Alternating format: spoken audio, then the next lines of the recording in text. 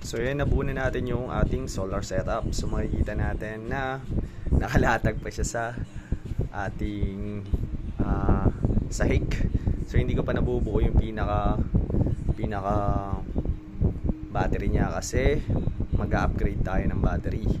So bali 8S to, 8 naka-series connection na 24 volts. So yung setup natin ay 24 volts.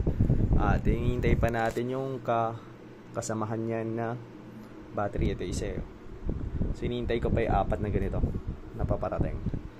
Magdadagdag tayo ng battery para sa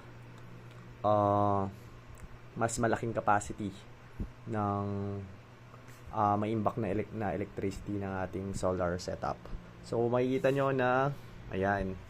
So meron tayo dito solar charge controller. Ito yung nagcha-charge ng battery natin. Ito yung ating inverter, Sandom. Ang tatak Samdon. Tapos SRNE, yung solar charge controller natin na 40 amperes. Ito 1 kilowatt yung ating Sandon. And then gamit natin na BMS ay Jikong BMS. So kung makikita nyo, ayan yung setup natin. Kayang-kaya nyo yung ating mga loads na laptop, TV, yan, electric fan. So goods.